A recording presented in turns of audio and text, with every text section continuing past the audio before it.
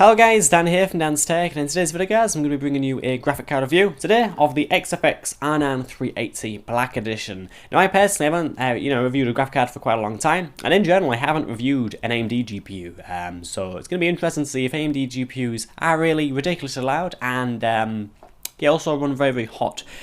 I'm not too sure if I want to believe both of them rumours, but I've always said that AMD cards don't run that hot and they aren't that loud to people. But yeah, in this kind of review we're going to see how good this card performs and yeah, kind of check out the temps and also the noise levels. I have already installed the card on my rig and I've been playing a little bit of Battlefield 4, and in general I am very impressed with the performance. Anyway, let's kind of get into the review. I'm going to kind of take you around the product, show you kind of what you also get in the box, and yeah, then we're going to get on to the benchmark, which I am going to do live, just kind of see how that works out. Anyhow, let's kind of jump into the review of the R9 380 from XFX.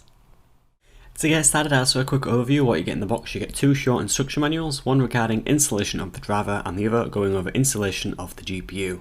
In addition to this, you get two dual Molex 4-pin to 6-pin adapters, although I would only recommend using one of these at a single time. XFX do provide two. In addition to these accessories, you do also get the card itself in some black bubble wrap. The card's dimensions are 23.1 by 11.5 by 3.81 centimeters thick. The card features dual 90mm fans and 4 heat pipes to maximise the cooling potential. The fans on this card are removable and allows you to clean the heatsink of dust with ease. First time I've seen removable fans on a GPU and would like to see this on more GPUs in the future.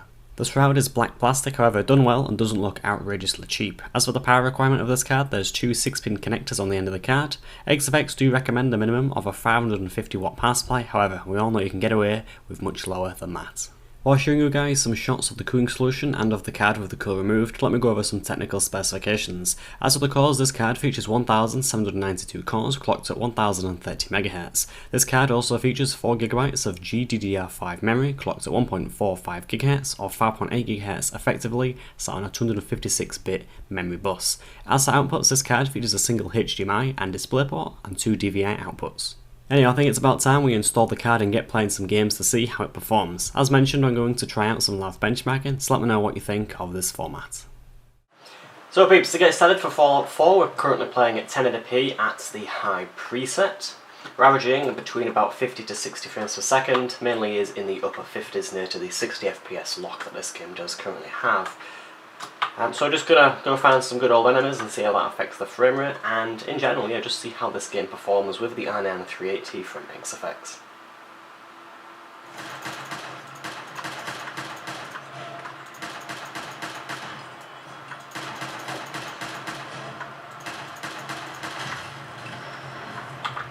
There we are. Now throughout that full explosion, we did keep the yeah, we did keep around 60 FPS, very impressive for a card that only costs around £175.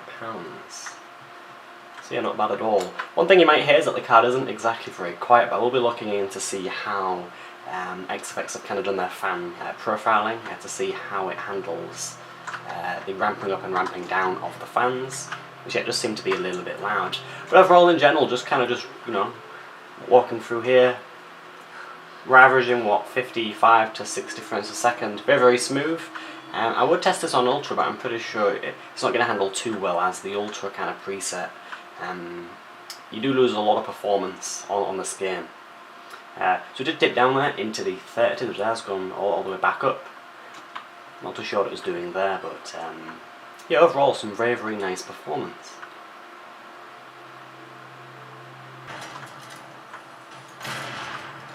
Good night.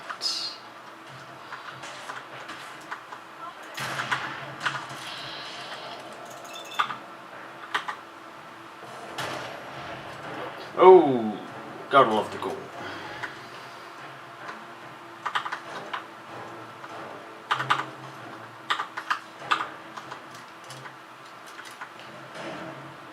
So overall, Fallout 4 works very well on the high preset, looking about 50 to 60 frames per second. Anyhow, next up, some Battlefield 4.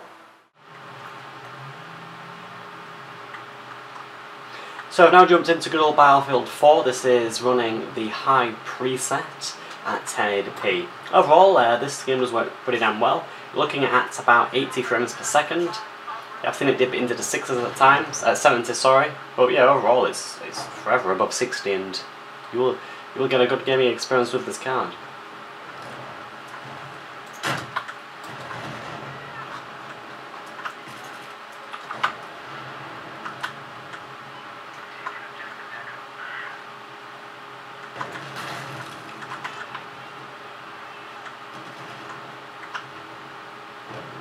Overall frame rate still above about 80, very very smooth indeed. I'm just going to change it to Ultra just to give you guys a little comparison of how Ultra performs. So let's just change this right here. There we are. So I have dipped into the 60s, not too bad. Just kind of flying around and see how this kind of affects the frame rate. So still we're in kind of the 60s, so still pretty damn smooth. And more than acceptable actually for even competitive gameplay. I'm gonna like just jump out here.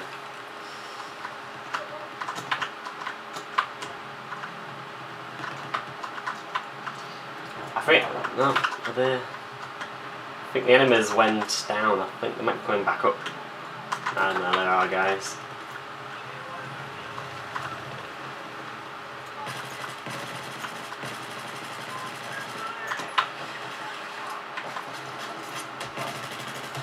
Oh god, yep. I didn't realise I was coming up there.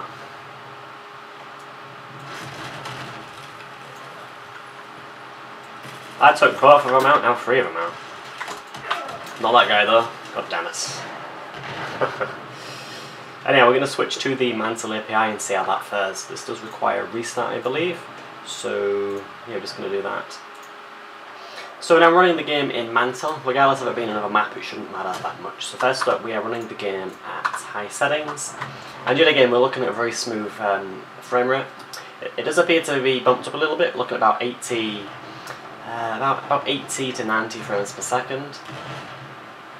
Which, to be honest, is nothing to sniff up at.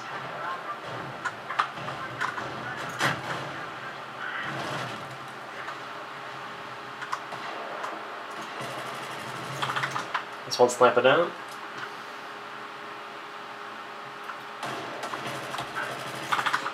I feel sorry for that guy, but at the end of the day I killed him. Take out his little spawn beacon.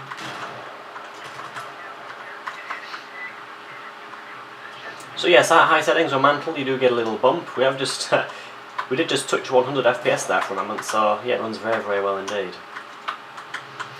So we're just going to put the game into Ultra again just to see how it works. In DirectX mode it didn't work too well with us dipping into say very low frame rates, which is unfortunate, but yet again this card does only cost about £175. So straight away you don't get as many FPS. You can see the counter dipping into the yellow and also the red. The red means it's below 30 I believe, or is it 40? I don't know, you'll have to kind of figure that out. Yellow is below 60, I believe the red's below 40.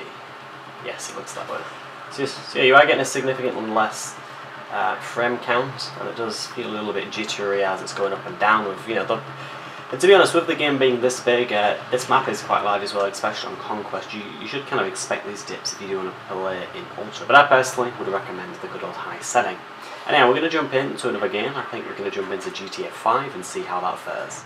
So I've just jumped into Killing Floor 2. This game reminds me quite a bit of the Left 4 Dead kind of series. You've just got loads of ammo, loads of guns, and a lot of enemies to kill, lots of gore. I quite like the slow motion effect in this game as well. Another thing I like is the performance. Currently we're running the game at Ultra in 1080p, we're looking at about 70 to 80 frames per second. It does vary a little bit, but yeah, it does vary a little bit. It's something that I like about this game. It's quite well optimised in terms of how it runs on both AMD and Nvidia hardware. So we're looking at about 80 FPS now. Overall it's a very very nice number to have, and there isn't many dips. Anyhow, we're going to restock and yeah, kill a few more enemies. So we're well into the next rounds now. Overall performance still looks pretty damn good actually. We're looking at about 70 to 80 FPS. Yeah, this game's very well optimised and the 380 is doing a pretty damn good job actually. So we've moved on to another map. I'm going to look Killing Floor 2. I didn't reload though, what am I doing? There we are. So yes, you're looking about 70 to 80 frames per second. This is with the variable frame rate turn on, and as again on the good old maximum settings. There's a lot of enemies here. reload my gun. So now in GTA 5, we're just going to do a little bit of driving around to see how this game plays with the 380. I've currently got everything set to high with many of the advanced options set to off, and we're averaging around 60 FPS. And to most people, 60 FPS is incredibly playable. So yeah, 60 to 70 FPS, I'm just going to drive a little bit on the beach, see how it affects the frame rates, and I'm just going to bump them up a little bit to very high to see how that affects the performance. So yeah, now we're looking at about 90 FPS. This game's very well optimised for the 380. So, just going to go into the settings and change a few of these to very high. So I've just loaded back into GTA 5. I'm just going to show you the settings that I've changed it to. So graphics. So what I've done is we've upped the MSAA from 2 times to 4 times, and then a lot of the settings have been put on the very high presets versus say just the high presets. So without further ado, we're going to see how this performs. Also in terms of advanced graphics, a lot of these are turned off since these do affect performance quite a bit. And to be honest, you don't get that much more. Let's just say they don't affect the game quality that much. So we're averaging about, should we say, 57 FPS. Seems to be very solid on that number at the moment. The game is now at 90, even though I know it doesn't affect performance that much. The day and night cycle. So well, of course that had to happen. So yeah, we're looking about 55 to 60 frames per second, still quite a lot, and to be honest this game does look pretty damn good. Rockstar have really optimised this game to work incredibly well with a lot of PC hardware, so overall you're getting very nice performance with this game. Anyway, we're just going to drive around, and yeah, you guys can watch that FPS counter if you want. So we dip it into the 40s, but yeah, mainly it's above 50, which is quite nice. Yeah. 53, 59, very solid there. Not much fluctuations, say like what you get in Battlefield 4. Just driving near the beach, we're getting about 58 frames per second. Again, it's a very solid frame rate, and in terms of micro stutter, there's nearly none here to be honest. It's a very smooth gameplay. Oh, this is really trippy. I haven't actually tried out the first person yet on GTA 5. It didn't seem too appealing when it came out, but yeah, this is quite strange. Still frame rates in the 50s to 60s. It is dipping actually into the 48, 49 category. Yeah, it doesn't look like the actual camera mode affects that as well. So to conclude, 50 to 60 FPS on GTA 5 on the very high preset with ×4 MSAA. Very nice performance. So just a quick check on temperatures, core clock and the fan speed. Fan speed seems to be hovering around 56%. Fans do get a little bit noisy, but if you turn the actual percentage down, it doesn't seem to affect the core clock, even though the temperatures do go up. The card likes to regulate itself around 65, 66 degrees. As for the core clock, at 10:30. There has been a few fluctuations in other games, say like Battlefield 4, but GTA 5 it does stay at 1060 solid. GPU usage as well on GTA 5 is very solid as well. So guys, that's my review of the XFX R9 380. Overall, a very good card and solid for £175. Now the cooling solution that XFX have put on the 380, I think in general it's pretty damn good. It does feature the 4 heat pipes and does keep the card relatively cool, and in general a lot cooler than many of the Nvidia cards I've checked out, say like the 980, the 970, the 950 for example. Yeah, the cooling solution's quite big on this, does feature the 4 heat pipes, but overall it does work very well. And that's kind of the main thing. In terms of the actual noise the card produces, it is pretty loud, but I think XFX fan profiles are a little bit aggressive. If you go into, say, the MSI Afterburner software and change the fan percentage, and we'll show you some screenshots now, generally it likes to run between about 45 to 50%. You can put this fan speed to 40% and you won't have no thermal throttling at all, and in general the card will run just the same, but just a few degrees warmer, and yeah, that'll be about it. When you do, however, put the fan speed down a little bit more, it will start thermal throttling, but I think that's to be expected. And yeah, once you do this, the card is very quiet. I was going to say relatively quiet, whatever, same thing, right?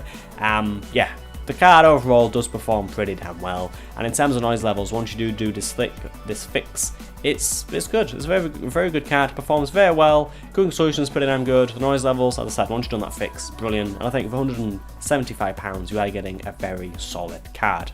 And then guys, that's kind of conclude my review on the 380 from XFX. Overall, very good, and I would recommend it. Alright guys, thank you very much for watching. If you guys are thinking of picking up this card, you will find Amazon US and UK links in the description. And yeah, without further ado guys, thank you very much for watching, and I'll see you guys in the next video. Goodbye.